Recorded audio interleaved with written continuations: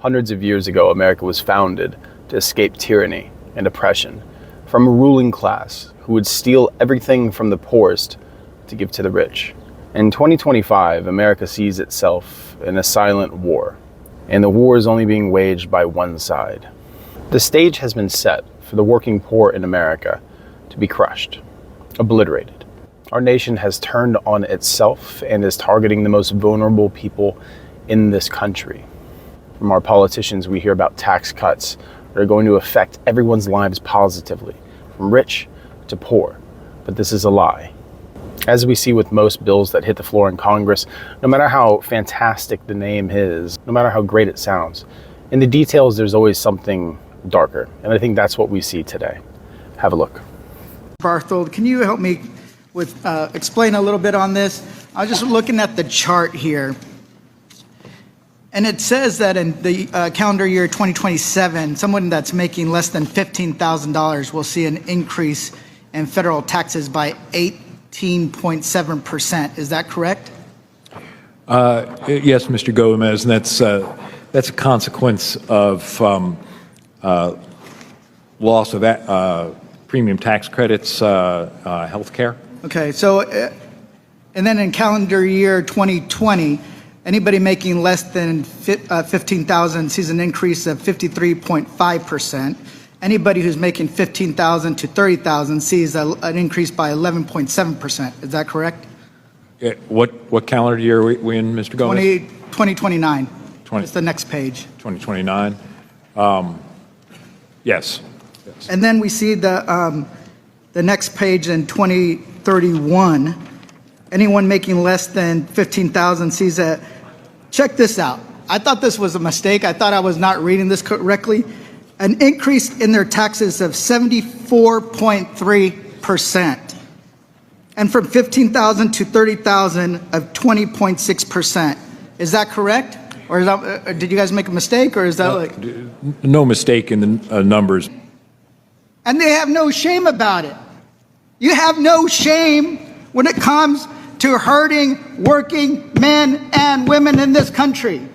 But the billionaires are the ones that make the most money and deserve the most help. That's your logic. This is the consequence of putting oligarchs in charge of our country. And these are people who are devoid of any attachment to normal working class people, because most of them, if we're being honest, have never experienced normal lives.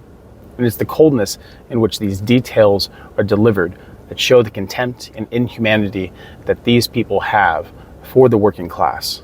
These aren't criminals, and they shouldn't be treated as such. But I guess it's a time-old tale that the rich will always try to devour the wealth of the poor, and nothing has changed. This is no different than what Europeans experienced during the feudal age. Enormous taxes levied upon the poor do nothing but destabilize our country and break the social contract, because it's in the social contract that the government works to protect the people and not enrich the few. But this is where it stands, and this is where it's written, in a bill titled the Big Beautiful Tax Bill. I assure you that there are some people that see this as beautiful, but it's not you or I, or anyone who knows anyone who lives in poverty, or anyone who's come from poverty. This is an attack on the working people, and an attack on the working people is an attack on everybody. And an attack on the people of the United States is an attack on the United States itself. These bills and these policies do nothing but destroy our country from the inside. We are devouring ourselves just to move assets from the lowest class to the highest class. That's all this is. And when one man in this country has more wealth than over 50% of this nation, something is very wrong. America has moved into a time of kings again, and those kings are moving to shackle us. Well, sadly, we can only point these things out because as far as America goes, with as much comfort as people live in, it's only until there's actual suffering that anything will change or that the people will rise. And in this kind of dialogue and in these kind of policies, it's time for people to rise.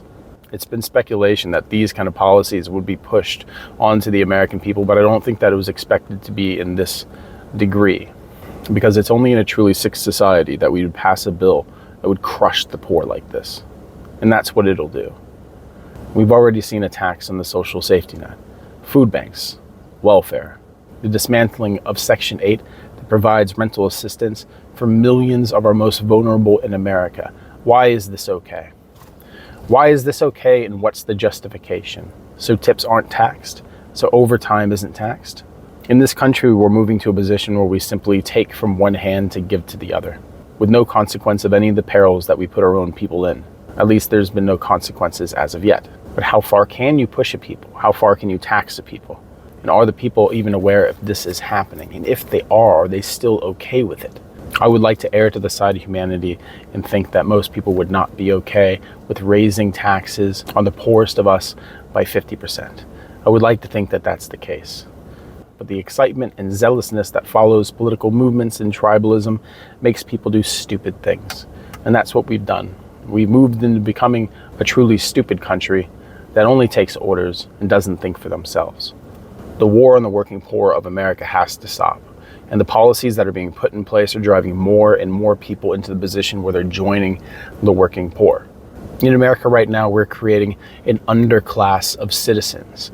And how long before it's just easier to criminalize them? Because you're taking away their housing. You're taking away their ability to get food.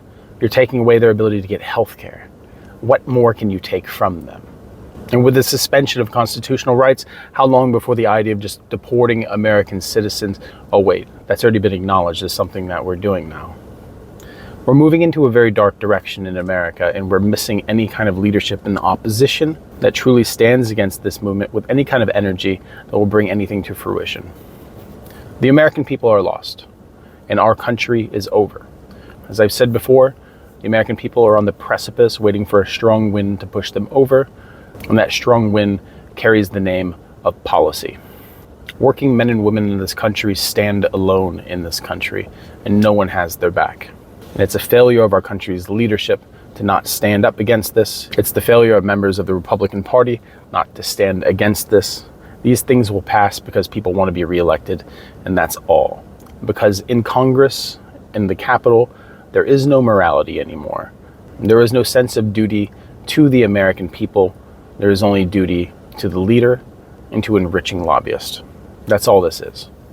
We're the great benefactors of our nation that drive us forward into the golden age that we were told that we were going to be entering. This country has failed itself again and again, and we ask ourselves, why save it now? Because what are we trying to save? A nation that isn't willing to stand up, or a nation that isn't willing to stand up and say what's wrong when something is wrong, it doesn't deserve the kind of help that they actually need. And a nation that fails to take care of the most vulnerable among them is not great at all. The time is coming for the American people to actually take back their country. Populist movements are one thing, but when those populist movements are co-opted by billionaires and oligarchs, it only poisons the tree of liberty, and any fruit that falls from that tree is also poisoned. But perhaps this is just what the American people deserve. Perhaps the American people deserve to fail. Perhaps the American people deserve to see their country flounder and all their wealth be stolen out from under them. Perhaps this is just the consequence of the laziness and naivety that comes with living a soft life absent of any kind of consequences. This enrages me. It enrages me, and it should enrage you. If you're finding any justification in the bill that was just presented simply because it aligns with your tribe, you really need to question your own humanity at that point, because taking advantage of the poorest people from your own country to enrich those who have no allegiance to your country is the mark of a traitor. People who respond to the things that I often say on this channel often say that the founding fathers wouldn't want the same kind of social care that we provide here in America, but I say that you're very wrong. The founding fathers had a core belief of humanism in one way or another. And were they perfect people? No. But in this situation now, with seeing taxes so high be levied on the poorest people of America, I can only think that the founding fathers would tear this country apart. Because these kind of movements and actions that we've been seeing play out that work against the American people are adding up to crimes against humanity at this point. They dehumanize us and drive us into ruin. They make the American people desperate, and in their desperation, they turn to people of strength, thinking that it'll save them, but it's still those exact same people that will take everything from them and run. Our political class in America has betrayed us except for a few, and those few are shunned. And like I said, I don't hold any hope to change at this point, not with the condition that America is in right now. It's like I said, until America actually realizes the danger that they're in, there's no possible way for them to save themselves.